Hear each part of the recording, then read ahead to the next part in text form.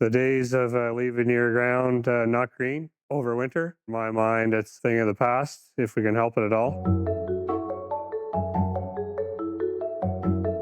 So I'm Ryan Barrett. I'm Research and Agronomy Specialist with Prince Agri-Environment Potatoes, and I'm partnering with Living Labs PEI and the entire team that's involved with that on BMP5, cover cropping versus no cover cropping in the same field year over year for 5 years, and looking at sort of the long-term differences in both yield and soil health.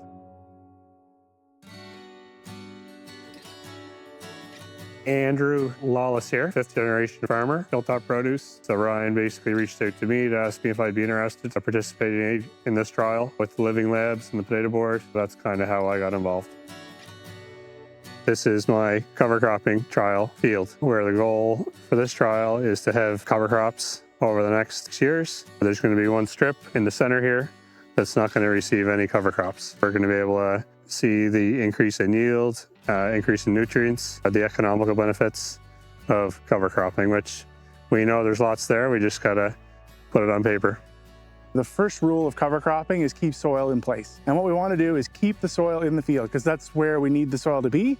That's where it keeps the field profitable and productive, but it also keeps soil out of our water courses where we don't want it and where it can be an environmental issue. We're also looking at, do cover crops have a role in helping to improve soil organic matter in a field?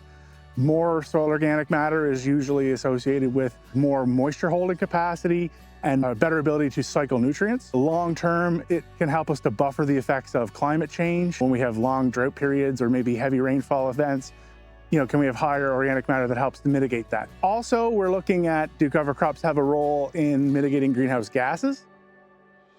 My name is So Yeon Shim, and I'm a master's student at the University of Prince Edward Island with the School of Climate Change and Adaptation. This field is actually one of the fields I'm using for my thesis project, aiming to see if fall cover crops will help mitigate emissions in potato fields. And we have installed collars into the soils. We'll put a chamber on top of that collar, and it'll analyze the gas, give us real-time readings on nitrous oxide and carbon dioxide and methane emissions. Within the cover crop management program, we're looking at both use of fall seeded cover crops, like what we're doing in this trial, but also there's a team of researchers that are looking at interseeding, planting a cover crop at the same time as a cash crop. I'm Matt Barrett at Oceanbrae Farms. I'm 4th generation. I farm full-time with my father. Today we're touring a silage cornfield that's been interseeded with alfalfa.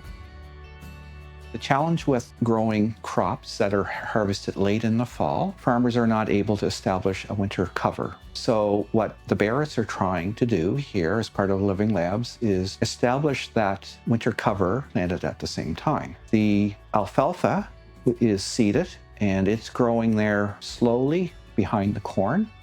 And when the corn is harvested, it's there to establish as a winter cover. I think we're on track to see enough growth to serve as a cover crop, and hopefully if we introduce some grass species into this with a no-till practice in the fall, we can establish a full forage crop going into another season.